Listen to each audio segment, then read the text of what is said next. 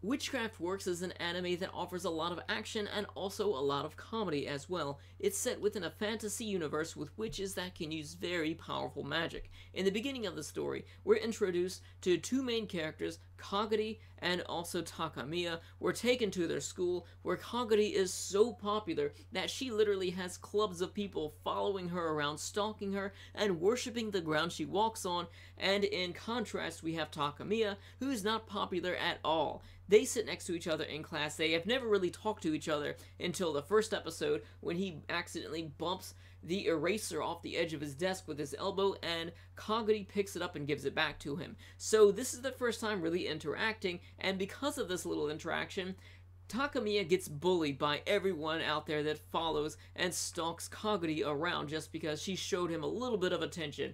And that's pretty funny, but it gets a little bit more complicated than that, because for some reason we have Takamiya that's being attacked by a bunch of witches constantly, and we have Kagari who turns out to be a witch, but from episode 1 it really seems like it comes out of nowhere. It seems very arbitrary and doesn't really make a whole lot of sense in the beginning, but it turns out that Kagari is a very powerful fire witch, and she will do anything to protect Takamiya, even risk her life.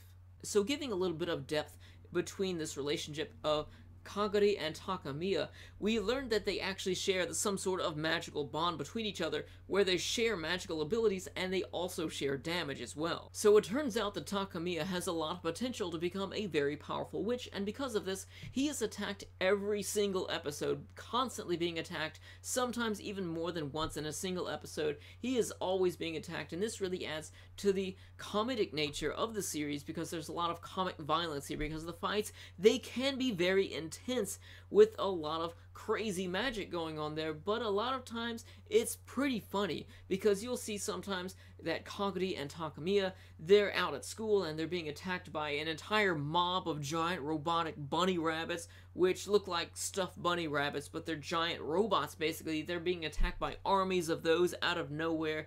They'll get randomly attacked on a bus and a mall. Everywhere you can think of, there's a witch hiding, waiting to attack them. One of the things that I like the most about Witchcraft Works are all of the villains. There are so many other witches out there, out to kill them and out to fight them every time you turn around a corner, but aside from them bringing so much action, they also bring a lot of character to the series as well, because honestly, the two main characters here, Kagari and Takamiya, they are such boring and bland characters. Takamiya, he will not stand up for himself. Sure, there are times when he will, and he's one of the characters that he's afraid to get intimate with a woman. He's afraid to get close with a woman. There are times when Kagari's life is at stake and he has to kiss her, and he chickens out because he's afraid of kissing a girl. Come on, man, don't tell me that you can fight against an entire army of giant, oversized, robotic bunny rabbits, but you can't kiss a girl? Come on now. And anyways, with all of the villains here, not only do they add a lot of character here, but they also add a lot of comedy as well, because it really feels like they're always after them, but they always get tripped up every single time. And just everything that their personality brings here, it's really funny watching them, and easily, to me, they are the stars of the show. And with Kagari, she has a very bland personality as well. She always has this poker face, and with no expression whatsoever. She doesn't ever really express any emotion. And the only funny things that she will do is you will have such a shift in emotions from her and a shift in moods, because there will be sometime, like one time for example, Takamiya, he's asking her to train him because it's obvious that they have this magical link. He can use magic too, but she refuses because she doesn't want him to scrape his elbows, because she really babies him in this series. And he says, you know what? Scraped elbow, a bruised knee or whatever, it's not that big of a deal. Train me, I can handle things like that. And she's like, well, alright.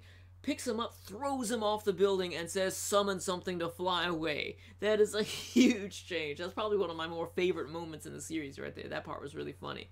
So, anyways, you've got the two main characters here, which are completely bland, and there isn't a whole lot of development between them. So I really have to say that the main characters, I didn't like them, and the only characters that I really liked out of the series were the Tower Witches. They really brought a lot of character to the show, and as far as the overall story goes, I have to say that I'm not that impressed with it either. So hopefully this is only the first season of Witchcraft Works. We need further seasons of this, because I really feel that this is a series that has a lot of potential to it, but of course the main characters are so bland, there's very little development here. The story, I felt, wasn't really all that impressive. Like I said, the main parts that kept bringing me back to watch Witchcraft Works was the Tower Witches and a lot of the comedy here. Like I said, there's a lot of action and there's a lot of comedy, and those were the only things that kept me coming back to watch the series. The main characters and the overall story really did nothing for me. And as far as Takamiya's development goes, you would expect the characters to gain a little bit of personality to them and to change a little bit because you are watching a story and that's what characters do in stories, but no, they kind of stay the same. And Takamiya, I guess you could say that there are a few times that he stands up for himself and he mans up, just, you know, 1 or 2 times. It's not really that often that you see him doing that, and I guess you could say that's some change, but that's not enough to really impress me. And what I was looking for is because you have Takamiya, who has so much potential to become this powerful witch, and you see him learn a bit of his magic. Sure, he can have some very powerful magic at his disposal, but it's not enough of a change for me to say, wow, yeah, he really did have a lot of potential, and there was reason for all of these other witches to attack him constantly. But no, he's just a weak-willed individual, a weak person with a lot of magic power, and Kagari is really the man of the show here because she's the only one that'll man up and protect anyone. So my feeling about the story of Witchcraft Works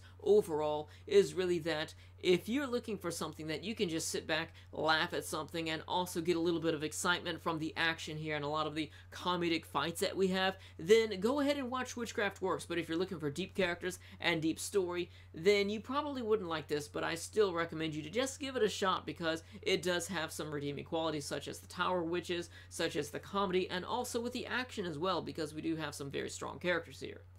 Moving on to the overall presentation of Witchcraft Works, the animation is simply beautiful. The colors are vibrant, it is very crisp. I watched this on Crunchyroll in HD, and I have to say that the visuals were amazing. Personally, I'm not a fan of CGI in anime, but this had a decent amount of CGI here, where you have the giant bunny mech-looking things.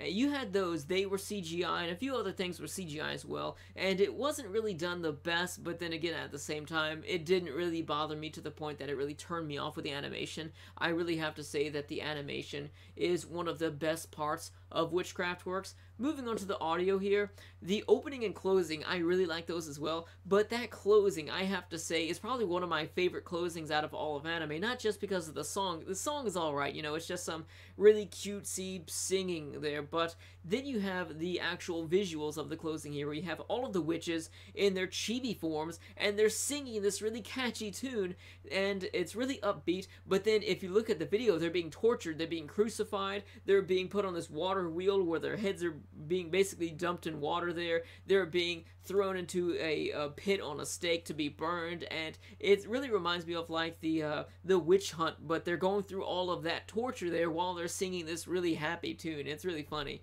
As far as the voice acting goes, of course, I don't really have a complaint with this. So overall, with Witchcraft Works, I'd have to give this a 7 because there are a lot of things that hurt this. Most importantly, the bland main characters that are very emotionless, that don't really evolve and go anywhere in the story. And I really had high hopes for this, and ultimately, as far as looking for a good story, I was let down, but I did enjoy a lot of the fights and a lot of the comedy as well. So if you've seen Witchcraft Works, then let me know your thoughts about it in the comments section below, and also if you've read the manga, then let me know your thoughts about that. Please don't spoil anything, so just let me know if it does get a lot better further on in the manga. So if you enjoyed this video, please don't forget to comment, of course, subscribe, like it, and also share it with your friends if you want to. Thank you for watching. See you later.